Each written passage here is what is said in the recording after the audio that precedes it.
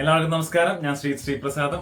വേലുണ്ട് വിനയില്ലേ, മയിലുണ്ട് ഭയമില്ലേ, ഗുഹനുണ്ട് കുറയില്ലേ, സ്കന്ദനുണ്ട് കവലയില്ലേ, വേലും മയിലും തുണൈ, ഓം ശരവണഭവായ നമഃ.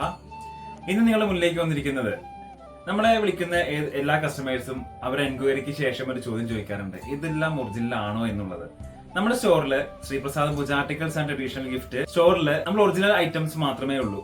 Double check അല്ല, triple check ചെയ്തിട്ടാണ് നമ്മൾ ഏതൊരു ഐറ്റം ആണെങ്കിലും നമ്മൾ കസ്റ്റമേഴ്സിലേക്ക് എത്തിക്കുക. അത് നമ്മളിൽ നിന്നും പർച്ചേസ് ചെയ്തിട്ടുള്ള ആരോട് ചോദിച്ചു കഴിഞ്ഞാലും അവർക്ക് അറിയാൻ പറ്റും അവരുടെ എക്സ്പീരിയൻസ് എന്താണ് എന്നുള്ളത്. അല്ലെങ്കിൽ എന്ത് എക്സ്പീരിയൻസ് ആയിക്കോട്ടെ, ഈ വീഡിയോയുടെ താഴെ ഒന്ന് കമന്റ് ചെയ്തോളൂ, നമ്മളത് പരിഹരിക്കാൻ തയ്യാറാണ്.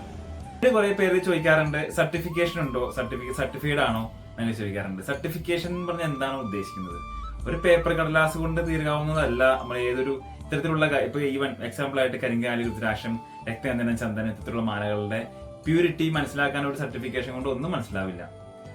ഇതിനെക്കുറിച്ച് ആധികാരികമായി എല്ലാം അറിഞ്ഞ് പഠിച്ച ഒരാൾക്ക് മാത്രമേ അത് കയ്യിലെടുത്ത് കഴിഞ്ഞാൽ അത് ഒറിജിനൽ ആണോ എന്നുള്ളത് മനസ്സിലാവുള്ളൂ ഒറ്റനോട്ടത്തില്. അല്ലാതെ ഒരു സാധാരണക്കാരനായിട്ടുള്ള ഒരാൾക്ക് പോലും മനസ്സിലാവില്ല.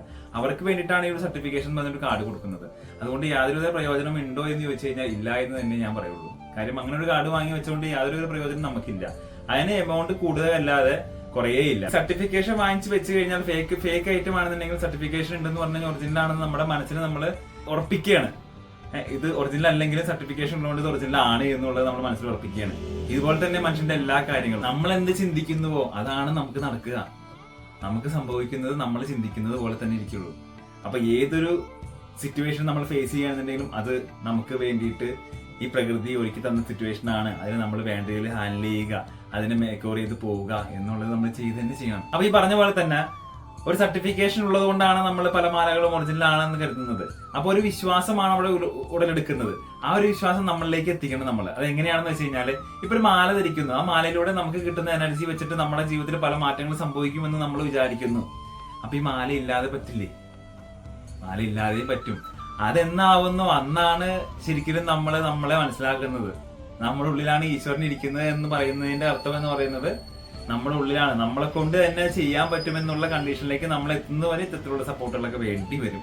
ഈ കാലഘട്ടത്തിൽ ജീവിക്കാനായിട്ട് ഇതൊക്കെ വേണ്ടി വരും. ഇതില്ലാതെ ഒരുപാട് പേര് ജീവിക്കുന്നില്ലേ? അതെങ്ങനെയാ? ചിലവര് മെന്റലി നല്ല സ്ട്രെങ്ത് ആയിരിക്കും, നല്ല രീതിയിൽ മെഡിറ്റേഷനും കാര്യങ്ങളും യോഗയിലും കാര്യങ്ങളൊക്കെ ചെയ്തു പോകുന്ന ആളുകൾക്ക് ഇതൊന്നും ആവശ്യം ഉണ്ടാവില്ല. എന്നിരുന്നാലും ഇത് കണ്ണീർ കിട്ടാതിരിക്കാനും ദൃഷ്ടിയൊന്നും പെടാതിരിക്കാനൊക്കെ ഇത് തരാറുണ്ട്. അപ്പൊ ഇതെല്ലാം ഈ ഉള്ളിൽ തന്നെയാണ് ഉള്ളത് എന്നുള്ളത് മനസ്സിലാക്കുന്ന, റിയലൈസ് ചെയ്യുക. ആ ഒരു എനർജി പവറിലേക്ക് നമ്മൾ എത്തിക്കഴിഞ്ഞിട്ടുണ്ടെങ്കിൽ ഇത്തരത്തിലുള്ള കാര്യങ്ങളൊന്നും ആവശ്യമില്ല. എന്റെ ബിസിനസ്സിനാണ് ഞാൻ ഇവിടെ ഇല്ലാതാക്കുന്നത്. പക്ഷെ എന്നിരുന്നാലും ഇതാണ് എന്റെ വാസ്തവം. അതെല്ലാവരും മനസ്സിലാക്കിയിരിക്കുക. എല്ലാവർക്കും നല്ലൊരു ദിനം നേർന്നുകൊണ്ട് നിർത്തുന്നു. നന്ദി, നമസ്കാരം.